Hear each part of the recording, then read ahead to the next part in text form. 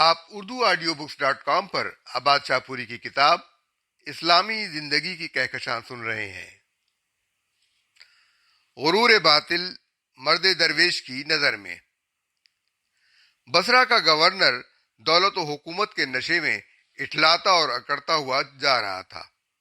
مالک بن دینار نے اسے دیکھا تو برملا پکار اٹھے، اپنی اس طرز رفتار کو بدل دو، تم نہ تو زمین کو پھاڑ سکتے ہو اور نہ پہاڑوں کی بلندی کو پہنچ سکتے ہو۔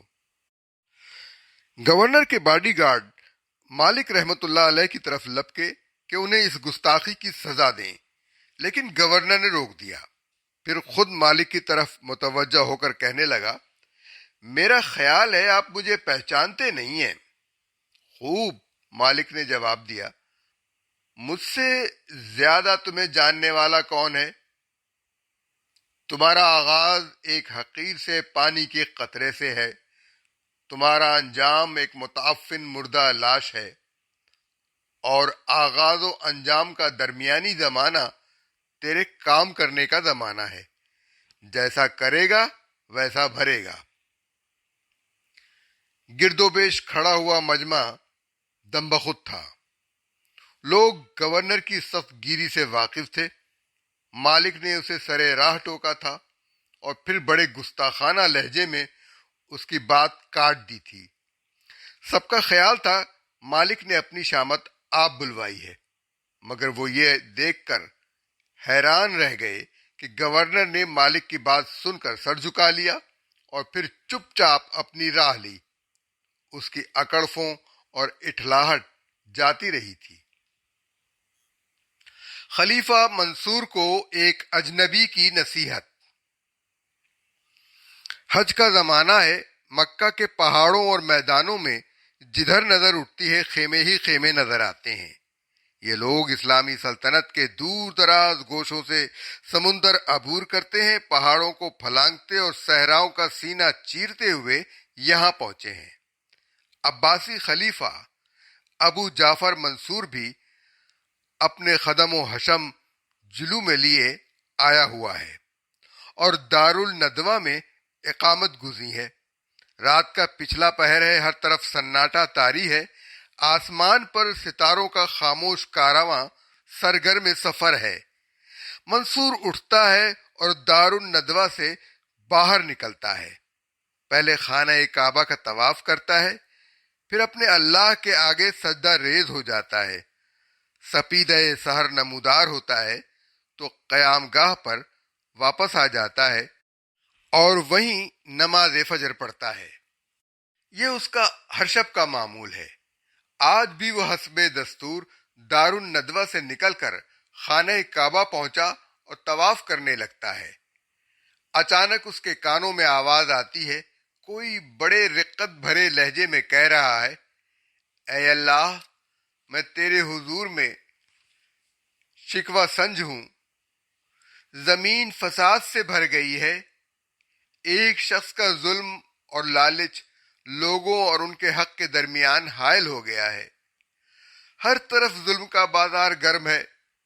منصور کے قدم رک جاتے ہیں، نگاہ اٹھا کر دیکھتا ہے کوئی شخص ملتزم سے چمٹا آہوزاری کر رہا ہے۔ منصور طواف پورا کر کے حرم کے ایک گوشے میں بیٹھ جاتا ہے اور دربان سے کہتا ہے، اس شخص کو ہماری خدمت میں حاضر کرو۔ دربان اس کے پاس پہنچتا ہے اور کہتا ہے، تمہیں امیر المومنین طلب فرما رہے ہیں۔ مجھے؟ وہ کہتا ہے اور سمجھ جاتا ہے کہ تقریب ملاقات کیا ہے۔ 2 رکعت نماز پڑھتا ہے اور قاصد کے ساتھ ہو لیتا ہے، السلام علیکم یا امیر المومنین۔ وہ منصور کی خدمت میں پہنچ کر بلند آواز سے سلام کرتا ہے۔ یہ ہم نے کیا سنا ہے؟ تم کہہ رہے تھے زمین میں فتنہ و فساد پھیل رہا ہے اور ایک شخص کا لالچ اور ظلم لوگوں اور ان کے حق کے درمیان حائل ہو گیا ہے۔ بخدا ہمارے کان سنسنا اٹھے ہیں اور ہمیں بے حد قلق ہوا ہے۔ منصور کہتا ہے، امیر المومنین، جان کی امان ہو تو میں صورتحال عرض کروں۔ ہاں، ہم تمہیں جان کی امان دیتے ہیں۔ وہ شخص جس کا لالچ اور ظلم عامت الناس اور ان کے حق و صلاح کے درمیان حائل ہو چلے ہیں اور خدا کی زمین میں فتنہ پھیل گیا ہے، وہ آپ کی ذات ہے۔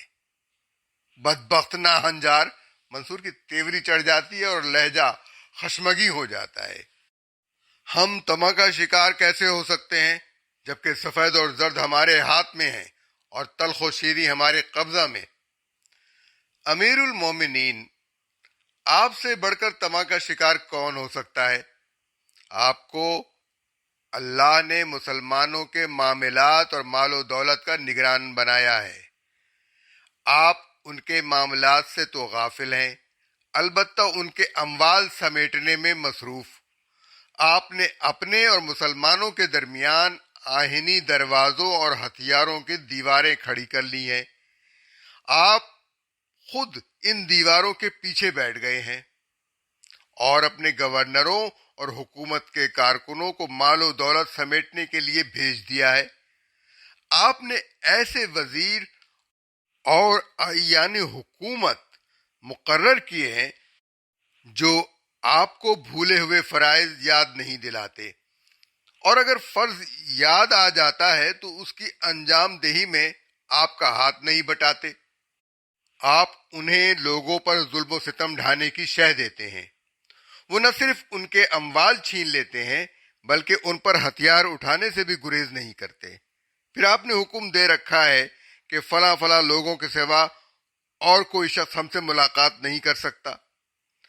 مظلوم و دل شکستہ، بھوکے ننگے، ضعیف اور فقیر مارے مارے پھرتے ہیں، پیسے پیسے کو ترستے ہیں، مگر آپ ان کی دستگیری نہیں کرتے، حالانکہ بیت المال پر ان کا حق ہے۔ پھر وہ مقربین خاص ہیں جنہیں آپ نے اپنا وزیر و مشیر منتخب کیا ہے اور اپنی رعایا پر ترجیح دی ہے، جو آپ سے بے روک ٹوک مل سکتے ہیں۔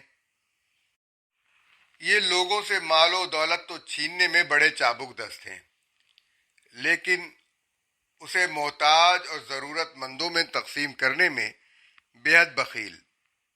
وہ صاف صاف کہتے ہیں جب خلیفہ اپنے اللہ سے خیانت کرتے نہیں ہچکچاتا تو ہم لوگوں کے مال و جان میں خیانت کیوں نہ کریں، جبکہ وہ ہمارے مطیع و فرما بردار ہیں۔ آپ کے یہ مقربین خاص حکم دیتے ہیں کہ آپ تک صرف وہی باتیں پہنچیں جنہیں یہ خود پہنچانا چاہیں، ان کے علاوہ کسی بات کی آپ کو سنگن نہ ہونے پائے۔ نتیجہ یہ کہ لوگ انہیں بہت بڑا سمجھنے لگے ہیں، ان سے لرزتے اور خوف کھاتے ہیں۔ ان کی اس کیفیت سے یہ لوگ پورا فائدہ اٹھاتے ہیں اور ان سے ہدیے وصول کرتے ہیں اور کوئی کام رشوت لیے بغیر نہیں کرتے۔ ان کی دیکھا دیکھی یہی کھیل آپ کی رعایا کے اصحاب مقدرت و ثروت کھیلنے لگے ہیں۔ وہ اپنے سے کمزور لوگوں کو اپنی اغراض کا ہدف بناتے ہیں۔ اس طرح اللہ کی زمین طمع، ظلم اور فتنہ و فساد سے بھر گئی ہے۔ یہ سب لوگ آپ کے ظلم میں شریک ہو گئے ہیں، لیکن آپ کو خبر تک نہیں۔ کوئی مظلوم داد خواہی کے لیے آتا ہے تو یہ اس کا راستہ روک لیتے ہیں، اور کبھی آپ قصر اقتدار کی بلند دیواروں اور آہنی دروازوں سے باہر نکلتے ہیں اور کوئی شخص اپنی آواز بلند کر کے اپنی داستان مظلومیت آپ سے بیان کرنا چاہتا ہے تو اسے روک دیتے ہیں۔ بہت ہوا تو اس پر توڑے جانے والے ظلم کی چھان بین کے لیے ایک آدمی مقرر کر دیتے ہیں اور سمجھتے ہیں کہ فریاد رسی کا حق ادا کر دیا۔ اگر وہ ساری رکاوٹیں عبور کر کے محل تک پہنچ جاتا ہے تو با اثر ظالم پوری کوشش کرتے ہیں کہ وہ فریاد نہ کرنے پائے، اسے دھکے دے کر نکال دیتے ہیں، دھمکیاں دیتے ہیں۔ وہ پھر بھی نہیں ٹلتا اور آپ کے قصر سے برآمد ہونے کے انتظار میں کھڑا سختیاں سہتا رہتا ہے تو کوڑے مار مار کر اس کی چمڑی ادھیڑ دیتے ہیں۔ حالات کے اس تجزیے سے منصور کی جیسے جان نکل جاتی ہے۔ وہ چپ چاپ بیٹھا اس شخص کی باتیں سن رہا ہے، چہرے پر ایک رنگ آتا ہے، ایک جاتا ہے، آخر صبر کا دامن ہاتھ سے چھوٹ جاتا ہے۔ بڑے دھیمے اور عاجزانہ لہجے میں کہتا ہے، تم نے جو کچھ کہا ٹھیک ہے، مگر بتاؤ ہم کیا کریں؟ ہمیں خائن لوگوں کے سوا کوئی نظر بھی تو نہیں آتا۔ امیر المومنین، آپ ہدایت یافتہ ائمہ کو اپنا ساتھی بنائیے۔ وہ کون ہیں؟ بعمل علماء، دنیا کے نہیں، آخرت کے علماء۔ وہ تو ہم سے دور بھاگتے ہیں۔ وہ آپ سے اس لیے بھاگتے ہیں کہ انہیں ڈر ہے کہ کہیں آپ انہیں اپنے راستے پر نہ چلانے لگیں۔ اپنی زندگی بدلیے، آہنی دروازے کھول دیجئے۔ جو پردے اور رکاوٹیں اپنے اور عامت المسلمین کے درمیان کھڑی کر رکھی ہیں، انہیں دور کر دیجئے۔ ظالم کے مقابلے میں مظلوم کی مدد فرمائیے، ظالم کا ہاتھ روکیے۔ میں اس بات کی ضمانت دیتا ہوں کہ جو لوگ آپ سے دور بھاگ گئے ہیں وہ آپ کے پاس آئیں گے اور رعایا کی اصلاح و بہبود اور حکومت کو صحیح خطوط پر چلانے میں آپ کی اعانت کریں گے۔ منصور بہت متاثر ہوتا اور رونے لگتا ہے۔ روتے روتے اس کی آواز بلند ہو جاتی ہے۔ وہ اپنے ہاتھ آسمان کی طرف بلند کرتا اور گڑگڑاتے ہوئے کہتا ہے، ہائے افسوس، میں پیدا ہی نہ ہوا ہوتا۔ کاش میں حقیر سا ناچیز انسان ہوتا۔ اے اللہ، اس شخص نے جو کچھ کہا مجھے اس پر عمل پیرا ہونے کی توفیق دے۔ منصور کی چیخیں نکل رہی ہیں اور وہ بار بار یہی الفاظ دہراتا ہے۔ اسی اثنا میں وہ بندے خدا چپ چاپ غائب ہو جاتا ہے۔ انسان اور مچھر کا خون۔ جلیل القدر تابعی امام یزید بن حبیب کئی دن سے بیمار تھے۔ علم و فضل اور درا و تقوی میں مصر کی بے نظیر شخصیت تھے۔ ان کے احباب اور عقیدت مندوں کا تانتا بندھا ہوا تھا۔ لوگ عیادت کے لیے دور دور سے پہنچ رہے تھے۔ مصر کا گورنر جوسرہ بن سہیل بھی خدمت میں حاضر ہوا۔ مزاج پرسی کی اور پوچھا، جس کپڑے پر مچھر کا خون لگا ہو اس میں نماز جائز ہے یا نہیں؟ امام کا چہرہ مارے غصے کے سرخ ہو گیا۔ انہوں نے جواب دینے کے بجائے منہ پھیر لیا۔ ابن سہیل کچھ دیر چپ چاپ بیٹھا رہا، جانے کے لیے اٹھا تو امام نے نظر بھر کر اس کی طرف دیکھا اور فرمایا، تو روزانہ خدا کے بندوں کا خون بہاتا ہے اور مچھر کے خون کا فتویٰ پوچھنے چلا ہے؟